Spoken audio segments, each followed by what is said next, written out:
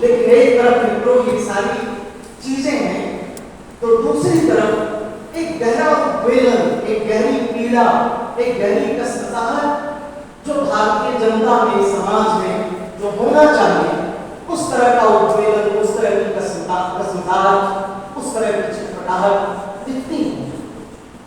मुझे लगता है कि ऐसे ही दौर में, ऐसे ही समय में साहित्य की हमें जरूरत पड़ती है कि साहित्य हमें उन चीजों का एहसास कराता है। बरसाई जी ने कभी कहा था, वे कम परेशान नहीं थे। पहले स्कूल में शिक्षक थे, फिर बहुत ज्यादा उन्होंने गरीबी भी झेली उन्होंने और बहुत सारी समस्याओं से ग्रसित थे। तो उनको लगा कि ये जो हमारी समस्याएं हैं, अपनी समस्याएं, वे दूसरों की समस्याएं हैं, तो अपनी समस्याओं को दूसरे की समस्याओं को बना देना और उनके लिए लेखन से एक हथियार के तौर पर रखना।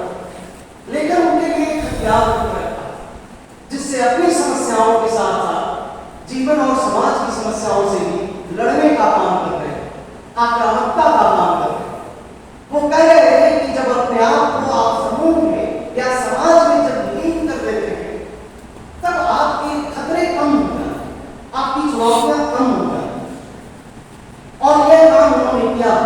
उनके पास एक बहुत ही वैज्ञानिक दर्शन था, मार्क्सवाद का दर्शन था, और मार्क्सवाद के दर्शन से उन्होंने समाज के साथ, किसानों के साथ, मजदूरों के साथ, आम जनों के साथ अपने आप को जोड़ा, उनकी समस्याओं को अपनी समस्याएं बनाई और साहित्य के माध्यम से एक तरह से लड़ने का काम किया।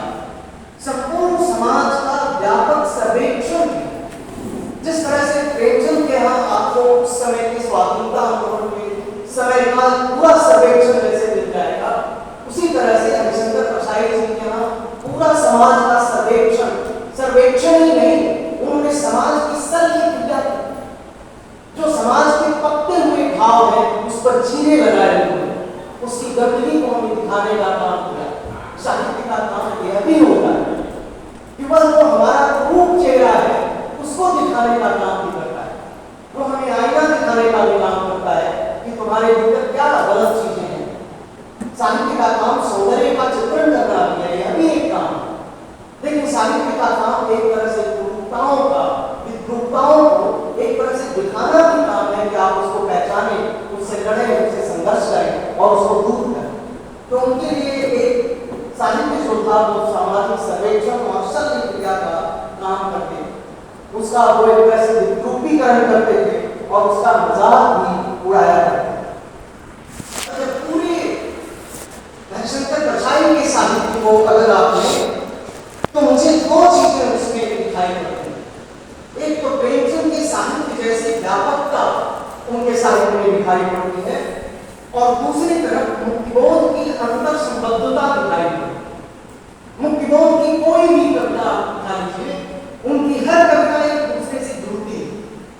मुक्तिबोध हमेशा कहते थे कि मैं जब कोई भी अकेली कविता लिखता हूँ तो मुझे ऐसा लगता है कि जैसे मैं अधूरी कविता लिख रहा हूँ, क्योंकि यथार्थ जो है वो उलझा हुआ